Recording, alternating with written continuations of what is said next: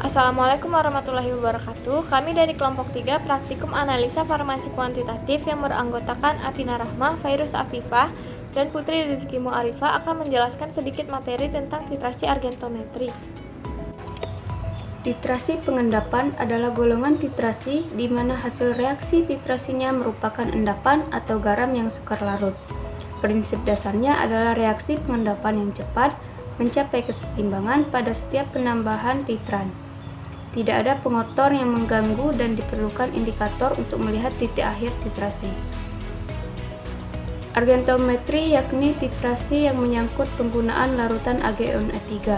Argentometri di mana terbentuk endapan, dan ada juga argentometri yang tergolong pembentukan kompleks dibedakan menjadi 3. Berdasarkan indikator yang dipakai untuk penentuan titik akhir titrasi, argentometri terbagi menjadi 3, yaitu yang pertama cara Mohr, yaitu indikator yang digunakan adalah indikator K2CrO4 dan titrannya AgNO3. Yang kedua yaitu cara Polhar. Cara Polhar ini menggunakan indikator Fe3+, titrannya KSCN atau NH4SCN untuk menentukan garam perak dengan titrasi langsung atau garam-garam klorida, bromida, iodida, tiosianat, juga untuk anion-anion lain yang lebih mudah larut dari AgSCN, tetapi dengan usaha khusus. Dan yang ketiga adalah cara Pajans. Indikator yang digunakan adalah indikator absorben menurut macam anion yang diendapkan oleh A3+, titrannya AgNO3, pH tergantung dari macam anion dan indikator yang dipakai. Titrasi argentometri dipakai untuk menentukan besarnya kadar garam pada sampel. Penggunaan argentometri dalam penentuan kadar suatu zat dalam larutan dengan mengacu kepada titrasi berdasarkan pembentukan endapan dengan ion A3+. Alat dan bahan yang digunakan pada praktikum kali ini: yang pertama alat, antara lain Erlenmeyer, gelas kimia, gelas ukur, lumpang dan alu, pipet tetes, labu ukur, buret, klem dan statif, spatula, dan timbangan digital. Yang kedua bahan. Bahannya ialah antara lain perak nitrat, natrium klorida, kalium kromat, kalium klorida, dan aquades. Selanjutnya yaitu cara kerja. Pertama, standar sekunder, yaitu larutan AgNO3 0,1 N. Sejumlah 16,978 gram AgNO3 dilarutkan dengan aquades secukupnya. Kemudian dicukupkan volume sampai 1000 ml, lalu kocok homogen.